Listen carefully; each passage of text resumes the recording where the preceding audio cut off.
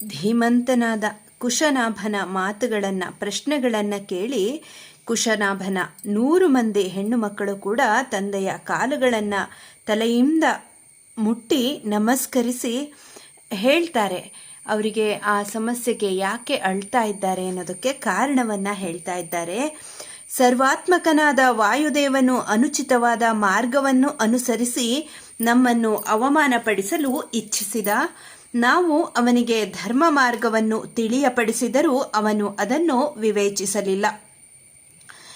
ನಾವು ಕನ್ಯೆಯರಾಗಿರುವುದರಿಂದ ನಮ್ಮ ತಂದೆಯ ಅಧೀನಕ್ಕೆ ಒಳಪಟ್ಟಿದ್ದೇವೆ, ಸ್ವತಂತ್ರರಲ್ಲ.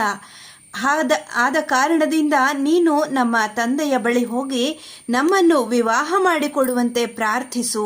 ನಮ್ಮ ತಂದೆಯು ಒಪ್ಪಿ ನಮ್ಮನ್ನು ನಿನಗೆ ವಿವಾಹ ಮಾಡಿಕೊಟ್ಟರೆ ನಿನ್ನ ಧರ್ಮಪತ್ನಿಯರಾಗುತ್ತೇವೆ, ನಾವು ನಿನಗೆ ಮಂಗಳವಾಗಲಿ ಎಂಬುದಾಗಿ ನಾವು ವಾಯುದೇವನಿಗೆ ಹೇಳಿದೆವು. ಆದರೆ ಅವನಿಗೆ ನಮ್ಮ ಧರ್ಮ ಸೂಕ್ತಿಗಳು ಹಿಡಿಸಲೇ ಇಲ್ಲ. ನಾವು ಹೀಗೆ ಹೇಳುತ್ತಿರುವಾಗಲೇ ಪಾಪ ಬುದ್ಧಿಯಿಂದ ಕೂಡಿದ ನಮ್ಮ ಹಿತೋಕ್ತಿಯನ್ನು ಒಪ್ಪದ ಮತ್ತು ಪರಿಶೀಲಿಸಲು ಕೂಡ ಸಹನೆ ಇಲ್ಲದ ಆ ವಾಯುದೇವ ಕುಪಿತನಾಗಿ ನಮಗೆ ಈ ಅವಸ್ಥೆಯನ್ನು ಉಂಟು ಮಾಡಿಬಿಟ್ಟ. ನಾವುಗಳು ಒಡನೆಯೇ ಹೀಗೆ ಪೀಡಿತರಾಗಿ ಬಿಟ್ಟಿದ್ದೇವೆ. ಹೀಗೆ ಮಕ್ಕಳು ಹೇಳಿದಂತಹ ಆ ಮಾತುಗಳನ್ನು ಕೇಳಿ ಮಹಾ ತೇಜಸ್ವಿಯಾದ ಪರಮ ಧಾರ್ಮಿಕನಾದ ಕುಶನಾಭನು ಅವರಿಗೆ ಧೈರ್ಯವನ್ನು ತುಂಬುತ್ತಾ ಕ್ಷಮಾಗುಣಯುಕ್ತವಾದಂತಹ ಈ ಮಾತುಗಳನ್ನು ಹೇಳ್ತಾರೆ. ನೀವೆಲ್ಲರೂ ಐಕ್ಯಮತ್ಯದಿಂದ ಮಾಡಿದ ಈ ಕಾರ್ಯವೂ ಬಹಳ ಶ್ಲಾಘನೀಯವಾಗಿದೆ. ಮಹಾತ್ಮರಾದ ಕ್ಷಮಾವಂತರಿಗೆ ಇರುವ ಸಹನೆಯನ್ನು ತಾಳಿ ನೀವು ಮಹಾ ಕಾರ್ಯವನ್ನೇ ಮಾಡಿದ್ದೀರಿ. ದೇವದೇವನಾದ ವಾಯುವೇ ಬಂದು ಯಾಚಿಸಿದರೂ ಕುಲಧರ್ಮವನ್ನು ನೆನೆದು ಕಾಮಕ್ಕೆ ಅಡಿಯಾಳುಗಳಾಗದೆ ಅವನಿಗೆ ಧರ್ಮೋಪದೇಶವನ್ನು ಮಾಡಿದ್ದೀರಿ. ಪ್ರಪಂಚದಲ್ಲಿ ಶರೀರದ ವಕ್ರತೆಯನ್ನು ಯಾರೂ ಸಹಿಸರು. ನೀವು ವಾಯುವಿನಿಂದ ಪೀಡಿತರಾಗಿ ಅವನಿಗೆ ಪ್ರತಿ ಪೀಡೆಯನ್ನು ಉಂಟು ಮಾಡುವ ಸಾಮರ್ಥ್ಯ ಉಳ್ಳವರಾಗಿದ್ದರೂ ಶಾಪವನ್ನು ಕೊಡದೆ ತಾಳ್ಮೆಯಿಂದ ಇದ್ದೀರಿ. ಕಾಮ ಕ್ರೋಧಗಳೆರಡನ್ನೂ ಜಯಿಸಿದ್ದೀರಿ. ನೀವು ಮಾಡಿರುವ ಕಾರ್ಯವು ನಿಶ್ಚಯವಾಗಿಯೂ ಸಾಧುವಾಗಿದೆ. ನಮ್ಮ ಕುಲಕ್ಕೆ ಅನುರೂಪವಾಗಿಯೇ ಇದೆ, ಪ್ರಶಂಸನೀಯವೂ ಆಗಿದೆ. ಪುರುಷರಿಗೆ ಆಗಲಿ ಸ್ತ್ರೀಯರಿಗೆ ಆಗಲಿ ಕ್ಷಮಾಗುಣ ಎಂಬುದು ಅಲಂಕಾರ ಪ್ರಾಯವಾಗಿರುವುದು. ನೀವೆಲ್ಲರೂ ಒಂದಾಗಿ ವಾಯುವು ಮಾಡಿದ ಅಪರಾಧದಿಂದ ಕೋಪಗೊಳ್ಳದೆ ಅವನ ಮೇಲೆ ಕ್ಷಮೆ ತೋರಿರುವುದು ಅನ್ಯಾದೃಶವಾದುದು. ಕ್ಷಮೆಯೇ ದಾನ, ಕ್ಷಮೆಯೇ ಸತ್ಯ, ಕ್ಷಮೆಯೇ ಯಜ್ಞ, ಕ್ಷಮೆಯೇ ಯಶಸ್ಸಿಗೆ ಕಾರಣಭೂತವಾದುದು. ತಟಾಕ ನಿರ್ಮಾಣವೇ ಮುಂತಾದ ಧರ್ಮ ಕಾರ್ಯಗಳ ಫಲವು ಕ್ಷಮಾವಂತನಿಗೆ ಲಭಿಸುತ್ತದೆ. ಹೆಚ್ಚೇನು ಹೇಳಲಿ ಮಕ್ಕಳಿರ, ಚರಾಚರಾತ್ಮಕವಾದ ಈ ಜಗತ್ತು ಕ್ಷಮಾಗುಣದಿಂದಲೇ ಸ್ಥಿರವಾಗಿ ನಿಂತಿದೆ.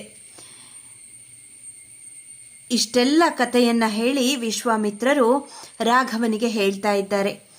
ದೇವತೆಗಳಿಗೆ ಅನುರೂಪ ಪರಾಕ್ರಮವುಳ್ಳ ಮಂತ್ರಜ್ಞನಾದಂತಹ ಆ ಕುಶನಾಭನು ಹೀಗೆ ತನ್ನ ಪುತ್ರಿಯರನ್ನು ಪ್ರಶಂಸಿಸಿ ಸಂತೈಸಿ ಕಳುಹಿಸಿಕೊಡ್ತಾನೆ.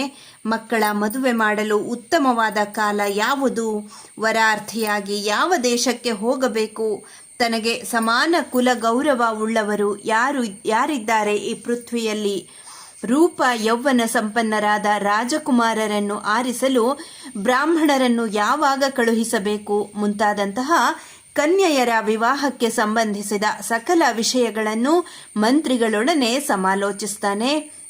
ಅದೇ ಕಾಲದಲ್ಲಿ ಅಸ್ಖಲಿತ ರೇತಸ್ಕನಾದಂತಹ ಬ್ರಹ್ಮಚಾರಿಯಾದ ಸದಾಚಾರಶೀಲನಾದ ಚೂಲಿ ಎಂಬ ಹೆಸರಿನ ಬ್ರಾಹ್ಮಣನು ಬ್ರಹ್ಮಜ್ಞಾನದ ಸಾಧನೆಗಾಗಿ ತಪಶ್ಚರಣೆಯನ್ನ ಮಾಡುತ್ತಿದ್ದ.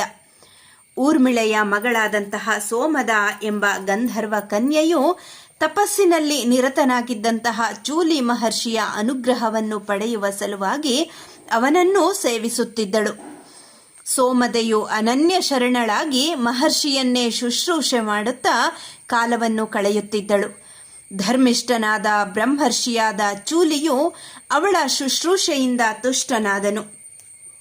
ಸೋಮದೆಯು ಶುಶ್ರೂಷೆ ಮಾಡಿದುದರ ಫಲಪ್ರಾಪ್ತಿಯ ಕಾಲವು ಸನ್ನಿಹಿತವಾಯಿತು.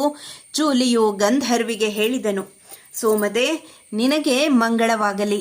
ನಿನ್ನ ಶುಶ್ರೂಷೆಯಿಂದ ನಾನು ಸುಪ್ರೀತನಾಗಿದ್ದೇನೆ. ನಿನಗೆ ಪ್ರಿಯವಾದ ಯಾವ ಕಾರ್ಯ ಮಾಡಿಕೊಡಬೇಕು ಎಂಬುದನ್ನು ಹೇಳು ಎಂಬುದಾಗಿ ಹೇಳ್ತಾನೆ. ಮಹರ್ಷಿಯು ತಾನು ಮಾಡಿದಂತಹ ಶುಶ್ರೂಷೆಯಿಂದ ಸುಪ್ರೀತನಾಗಿದ್ದಾನೆ ಎಂಬುದನ್ನು ತಿಳಿದು ಪರಮ ಪ್ರೀತೆಯಾದಂತಹ ಯಾರೊಡನೆ ಹೇಗೆ ಮಾತನಾಡಬೇಕು ಎಂಬುದನ್ನು ತಿಳಿದಿದ್ದ ಸೋಮದೆಯು ವಾಕ್ಯ ಕೋವಿದನಾದಂತಹ ಚೂಲಿ ಮಹರ್ಷಿಗೆ ತನ್ನ ಸುಮಧುರವಾದಂತಹ ಮಾತುಗಳನ್ನು ಹೇಳ್ತಾ ಇದ್ದಾಳೆ. ನೀನು ಬ್ರಹ್ಮ ತೇಜಸ್ಸು ಎಂಬ ಲಕ್ಷ್ಮಿಯಿಂದ ಕೂಡಿದ್ದಿ. ಬ್ರಹ್ಮ ಸಾಕ್ಷಾತ್ಕಾರಕ್ಕಾಗಿ ಅನವರತವು ಮಹಾ ತಪಸ್ಸನ್ನು ಮಾಡುತ್ತಿರುವ ನೀನು ಸಾಕ್ಷಾತ್ ಬ್ರಹ್ಮನೇ ಆಗಿದ್ದಿ. ನಿನ್ನಂತೆಯೇ ಬ್ರಹ್ಮನಿಷ್ಠನಾದ ಪರಮ ಧಾರ್ಮಿಕನಾದ ಪುತ್ರನನ್ನು ನಾನು ಅಪೇಕ್ಷಿಸುತ್ತೇನೆ. ನಾನು ಪತಿ ಇಲ್ಲದವಳು, ಆದರೆ ವಿಧವೆಯಲ್ಲ. ನಾನು ಇದುವರೆಗೂ ಯಾರೊಬ್ಬನನ್ನೂ ಮದುವೆಯಾಗಿಲ್ಲ. ಬ್ರಹ್ಮಚಾರಿಣಿಯಾಗಿದ್ದೇನೆ. ಅನನ್ಯ ಶರಣಳಾಗಿ ಬಂದಿರುವ ನನಗೆ ನಿನ್ನ ತಪಸ್ಸಿನ ಮಹಿಮೆಯಿಂದ ನಾನು ಪ್ರಾರ್ಥಿಸಿದಂತೆ ಬ್ರಹ್ಮನಿಷ್ಠನಾದ ಧಾರ್ಮಿಕನಾದ ಮಗನನ್ನು ಅನುಗ್ರಹಿಸು. ಬ್ರಹ್ಮರ್ಷಿಯಾದಂತಹ ಚೂಲಿಯು ಪ್ರಸನ್ನನಾಗಿ ಸೋಮದೆಗೆ ಸರ್ವಶ್ರೇಷ್ಠನಾದ ಬ್ರಹ್ಮನಿಷ್ಠನಾದ ಒಬ್ಬ ಮಗನನ್ನ ಅನುಗ್ರಹಿಸ್ತಾನೆ.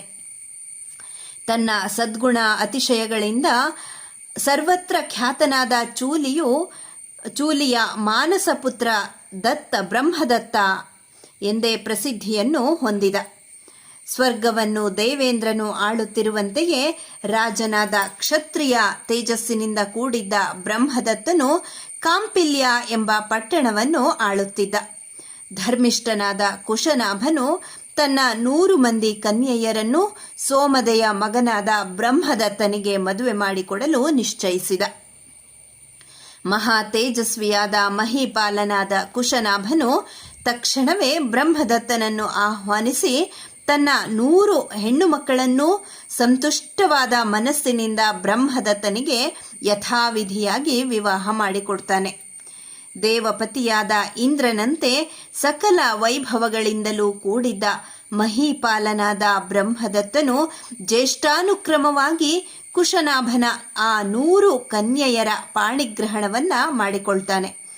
ಬ್ರಹ್ಮರ್ಷಿಯ ಮಾನಸ ಪುತ್ರನಾದ ಬ್ರಹ್ಮನಿಷ್ಠನಾದ ಬ್ರಹ್ಮದತ್ತನು ಕುಶನಾಭನ ಕನ್ಯೆಯರ ಪಾಣಿಗಳನ್ನು ಸ್ಪರ್ಶ ಮಾಡುತ್ತಲೇ ವಾಯುವಿನ ಪ್ರಕೋಪದಿಂದ ಪ್ರಾಪ್ತವಾಗಿದ್ದ ಆ ಕನ್ಯೆಯರ ಕುಬ್ಜತ್ವವು ನಿವಾರಣೆ ಹೊಂದಿಬಿಡುತ್ತೆ.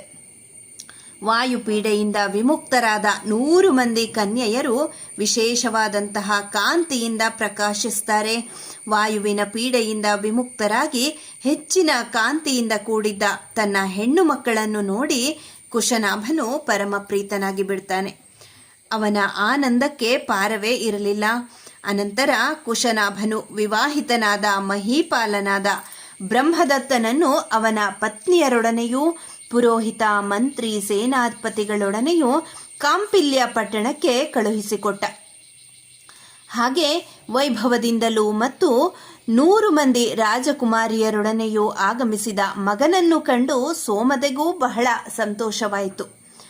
ತನ್ನ ಮಗನಿಗೆ ಅನುರೂಪರಾದ ಕನ್ಯೆಯರೊಡನೆ ವಿವಾಹವಾದುದನ್ನು ತಿಳಿದು ಸೊಸೆಯರು ಒಬ್ಬೊಬ್ಬರಾಗಿ ಕಾಲು ಮುಟ್ಟಿ ನಮಸ್ಕರಿಸುತ್ತಿದ್ದಂತೆ ಅವರನ್ನು ಅತಿ ಆದರದಿಂದ ವೀಕ್ಷಿಸಿ ಹರಸಿ ಮೈದಡವಿ ಸಂತೈಸಿ ಅವರ ತಂದೆಯಾದ ಮಹಾತ್ಮನಾದಂತಹ ಕುಶನಾಭನನ್ನು ಪ್ರಶಂಸೆ ಮಾಡಿದಳು ಸೋಮದೆ.